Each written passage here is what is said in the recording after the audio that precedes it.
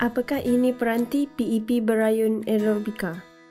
Aerobika adalah peranti tangan yang digunakan untuk bernafas. Aerobika tiada kandungan ubat dan boleh digunakan tanpa kuasa elektrik. Aerobika senang digunakan dan boleh tolong mengeluarkan kahak dari saluran pernafasan anda dan juga boleh mempertingkatkan fungsi pernafasan anda.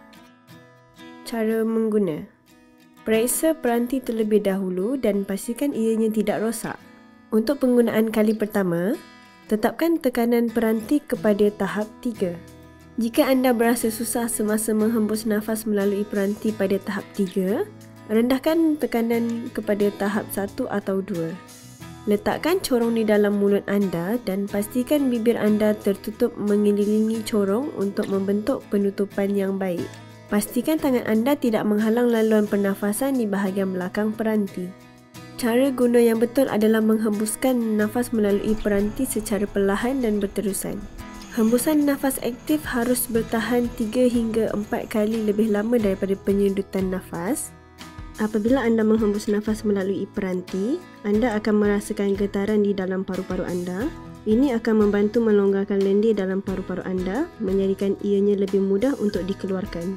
Sebagai contoh, bila anda tarik nafas 1 saat, anda menghembus nafas 3 saat. Jangan kembungkan pipi anda semasa melakukan rawatan.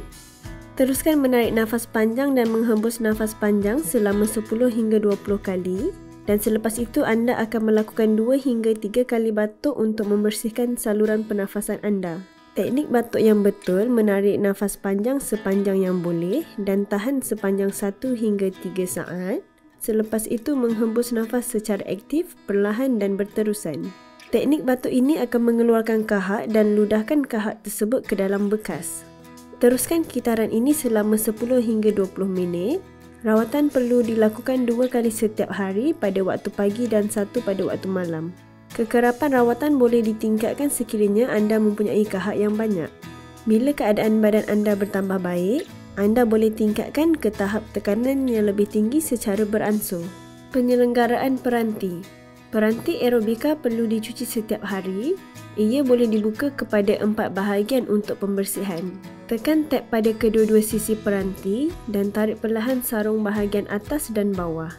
Kemudian keluarkan kartridge injap dan corong. Jangan buka mana-mana bahagian kartridge injap. Sediakan satu bekas yang besar, letakkan air sabun di dalam bekas tersebut. Cuci semua bahagian menggunakan air sabun tersebut. Biarkan semua bahagian tersebut terendam selama 15 minit dan selepas itu bilas peranti dengan air suling. Keringkan semua bahagian di dalam rumah dan pastikan semua bahagian kering sepenuhnya sebelum anda memasang semula peranti. Untuk memasang semula peranti, selitkan kartridge injap ke dalam sarung bahagian bawah. Jika ia tidak muat, putar kartridge dan cuba lagi. Pasangkan semula sarung bahagian atas dan bawah sehingga anda mendengar tab klik masuk ke tempatnya.